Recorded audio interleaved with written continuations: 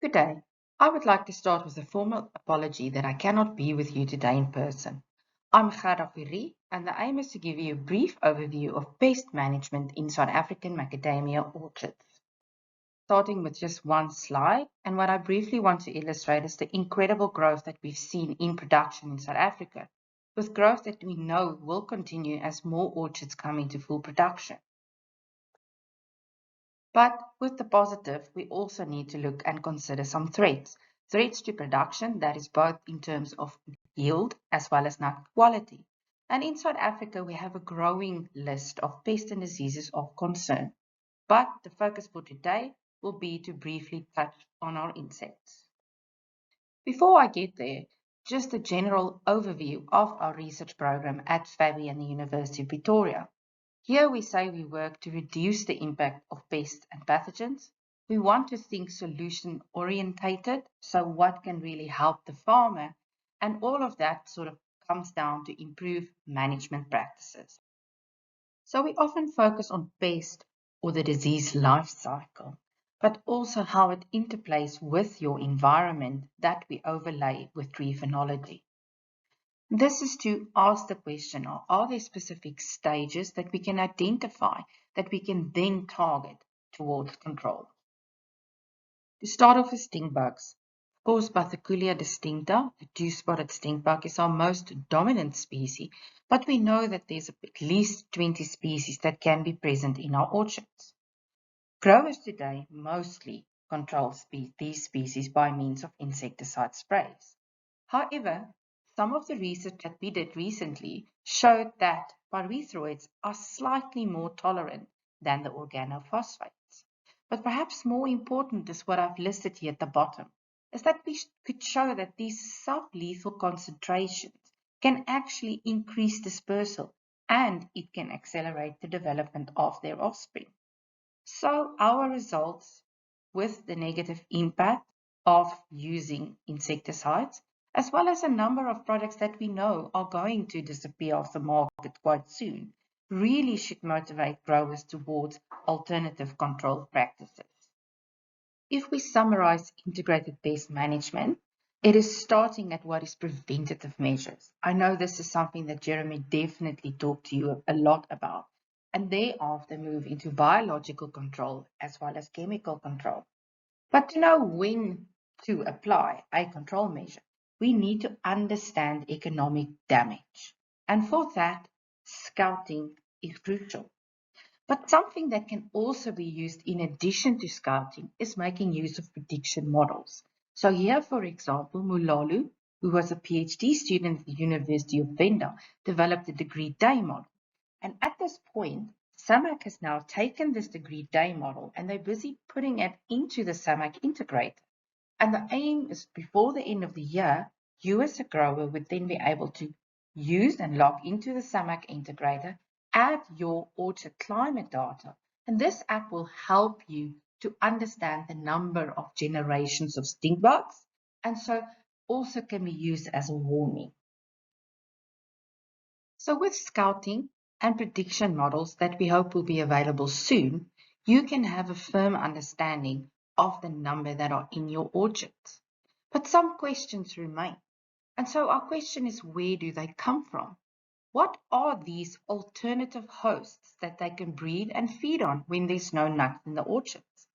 Now, so for this, we took a study where we collected some stink bugs, we dissected their guts, that is in the picture in the middle, and we then extracted DNA where we specifically focused on amplifying plant DNA. So we wanted to know what were the stink bugs feeding on prior to arriving in the orchard. So what do we think and why is their value? Well, we hope that we can then identify specific host plants that growers can use as sort of early pest monitoring. Or if we have some of these alternative plant hosts, we can maybe add the alarm pheromone that a student in my group recently characterized, and we can perhaps develop the type of push-pull system. The following is then an abundance curve. In other words, the amount of other plant species we detected in their guts. Yes, this is a complicated figure, so in the next few slides, I will simplify. But first of all, what I want to point out is that in these different growing areas, we have an early and late sampling. Our early samplings is just when we started seeing nutsack, when the first stink bugs arrived, and our late sampling is just before harvest. If you compare, for example, 2022 KwaZulu-Natal early versus late, we see that we pick up more plant species in the beginning. These results suggest that yes, after the winter, they move in. But because we also see some other plants later in the season, although less, we know that they can breed and they will establish in the orchard. But we can also see continuous movement from stink bugs from the surrounding areas into the orchards. And that is something that really complicates management. Even if you do regular scouting, you never know when new ones will arrive. As promised, the previous figures simplify. In total, we detected 35 different plants in the guts of stink bugs. Now that is actually an incredibly high amount because our survey only allows us to detect whatever they feed on within a 48-hour window. But what did we find? We had 14 species that are all commercially grown. Of course, macadamia were there in a very high abundance. This is because we sampled them from macadamia orchards. But some interesting results was, for example, that in one of the seasons we picked a high number of green tea from bugs collected in an orchard in Mpumalanga. And we know that there's a commercial farm about 35 kilometers away. It also just tells you how quickly they can travel in 48 hours. However, in the next season, we didn't find any green tea, but we picked up quite a lot of cannabis. And we also know there are some commercial farms in the area. But one crop that stood out was pine. We picked up pine early and late in the season, and we picked up pine in all three our growing areas. Now this result is interesting because recently it was shown that the brown marmorated stinkbug actually uses pine as an overwintering host. So this is something that we really need to look at in more detail. We then also detected 9 native species, some of these species that might be their original plant host. And then finally, 10 sort of known non-native species that we also know naturally grows in South Africa. So from this data, we have some homework still to do. Our plan is then to provide these lists to our growers so that they can look out for these plants in their surrounding areas. And we hope that they can help and we can set up some early monitoring. So understanding stinkbug movement, the surrounding environments is a key aspect. But we of course also needed to really say which stages in their life cycle can we target. And in the following few slides, I'll go into more detail. So firstly, EPFs or entomopathogenic fungi. So here the target will be adults or some of the nymphal stages. The figure that I'm showing you is then just some results of treatments where we incorporated and used commercially available products. The red line is A, that is our control, so stink bugs that were not treated. And you can see that after 10 days, the population is still doing very well. And so what we can detect from this slide is that all the commercial products that we actually tested can work. So this is definitely an option for growers. And our results really complement some of the work that has also been done by other academics sponsored by SAMAC.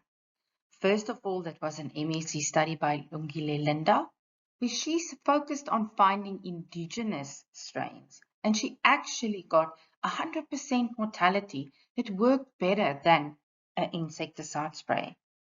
Then at the bottom, more recently, an MEC study that was shown at the University of Venda used a combination of products. So here he added Bavaria and Metrorhizium that are then EPFs because they're fungi in combination with the bacteria that is Bacillus. And they also added some chitinase, which is an enzyme. And what they found in the field is that the EPF treatments were actually similar to a knockdown spray. So once again, results that really show that these products can work very effectively. But then moving on to a different life stage, and here specifically, what about stink bug eggs? So first we need to talk about egg parasitoids. So Toxococcus specialis is a product that's commercially available in South Africa. And so again, work from Sean, that's the student at University of Pretoria, really showed that it can effectively parasitize Bathyculia distincta eggs. However, during our surveys, we actually collected a native telenoma species, and that species now needs to be tested. So our plans moving forward is to really look at the telenoma species, comparing it against Drosarchus, and maybe adding another parasitoid that growers can use. But what else when we think about eggs? Well, here we want to use a specific and interesting life aspect of stink bugs. So we know that the guts and the bacteria in the guts are really, really important for stink bugs. So too is the gut biome for humans. And what we know is that when the female lays her eggs or oviposits, she actually smears that layer of bacteria over the egg. And when those nymphs hatch, they actually consume their gut bacteria. So we conducted some trials in the lab to see if we can take freshly laid stink bug eggs and treat them with the aim of removing these bacteria from their surfaces. Now the following graph is then just tracking mortality of the stink bugs using different treatments. First of all, you see the green line, that is our no treatment, where we just simply allowed these eggs to hatch and we track development. We then have a 70% ethanol, which is the pink or red line, that we use as our positive control. We know that ethanol will definitely remove the bacteria, but of course that's not something that you can use in an orchard. So we had then three different treatments. First of all, just dipping them in distilled water, and then we used two commercially available micronutrient products available, Verno Trio, Verno Copper, and Zinc. And our reasoning behind using these products is first of all that macadamia growers already use these products from time to time. And we know that especially the copper, the zinc, and the manganese have antibacterial properties. So if you now look at the pink and blue, which is then our treatments, and you follow the graph, you'll see that there is a huge difference between our no treatment and our treatments. Interestingly enough, we also saw disruption of life cycle and a reduction in a huge dip in mortality when we look at the distilled water. But here we think it's because we used freshly laid eggs. And that matrix where that bacteria survives takes up to 48 hours to develop. So if we then had to repeat the trial and we used 2 or 3 day old eggs, we expect to find that the water treatment is not so close to our actual treated Verno Trio and Verno Copper Zinc. The following graph is again the same treatment that I showed in the previous slide. It's just displaying the results differently. Here we tracked and we wanted to see how many of these nymphs that hatched actually reached adulthood. And you can see in our no treatment, a lot of them reached adulthood. If you look at our 70% ethanol, you see that none of our nymphs actually became adults. And now perhaps it's easier to see that there is in actual fact a difference between the Verno Trio copper zinc manganese and your Verno copper and zinc compared to the distilled water. But as I just said, yes, because we use the freshly laid eggs, the water actually also removed bacteria. But this is promising results, and it really shows that if you have a high number of egg packages in your orchards, trying to treat and remove that bacteria before the nymphs hatch is something that you can use as a control measure. I also briefly want to touch on another very important insect, and that is Macadamia felted cosset. Yeah, I've included some pictures of it, and you can see it's a very, very small scale insect. Of course, it's native to Australia, but since it's been introduced into South Africa, it's causing major damage. And here I'm just displaying, if you can see, the scales on nuts, on the branches, and if it's a heavily infested tree, you can actually see the tree dies. So what is our current research? We're currently again working towards a degree day model. So we are asking questions on exactly how long it takes from eggs to adults at specific temperatures. So this is the one that was already available. It was published by researchers done in Hawaii. And we are very close to being completing these other temperatures. And the value of that is that we would once again have a degree day model or a prediction model available that we will then share with SAMAC. And that can then be something that the grower can help to predict, to understand how many life cycles can he expect in a season.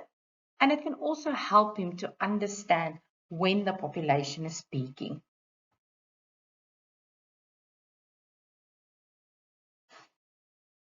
However, since this insect, MFC, has only been introduced in South Africa a few years ago, we also did something that is called ecological niche modeling. So here we worked with researchers in Hawaii as well in Australia, and we obtained data points on where we know the insect is established. And we can actually use the climate data of where we know the insect occur to predict what are some of the new areas where this insect is likely to establish if it continues to spread. So the following is a map of South Africa with the black dots indicating the spaces or the areas where we know MFC is already established. The red indicates areas where it is likely to establish because it's a suitable climate. Now you can then overlay these red areas with macadamia growing regions. So it's highly likely that if we continue to move plant material, that MFC will also establish in other growing regions. So for this, our quarantine measures that is currently in place remains crucially important. Then we also looked at Africa in general. And again, I think it's important that MFC, if it is moved via plant material, is likely to establish in other macadamia growing countries. So having quarantine permits in place and restricting the movement of plant material to keep the insect out is very important. But more on the control side, we've started monitoring in macadamia orchards to see if there are any natural predators or parasitoids that can potentially be used to control MFC. I'm not sharing any data today because it's ongoing, but look out for more information potentially in the SAMAC journal later this year. However, how we have thus far used the data is to look at some of the species that we found, and we then went to see, are there any commercial products available to growers already, and do we see that they will have any effect? So what I'm quickly trying to show here is that we used two ladybug species, and for the second one we used both your adults as well as larvae, and we looked at how many MFC crawlers they can consume.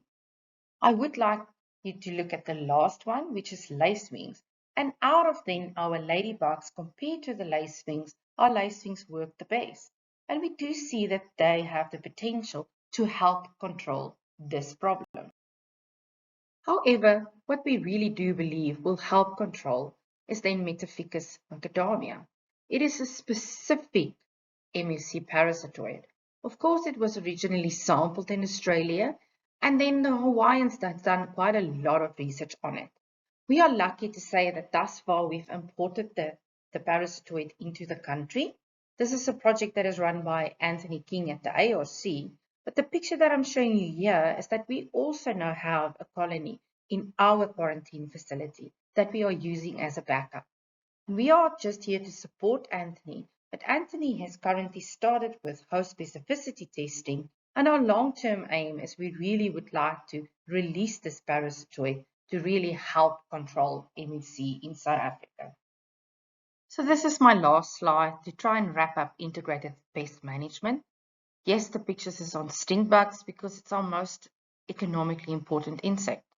But this is about us understanding the value of pest biology, continued monitoring, implementing cultural practices. We are focusing quite a lot is adding more into this whole biological control spectrum with the aim of reducing chemical control. Then, of course, I would like to just acknowledge SAMAC who supported all the research funding, and all the students at the University of Pretoria and FABI, specifically the Institute. And I hope that I'm available online to answer some questions. Thank you.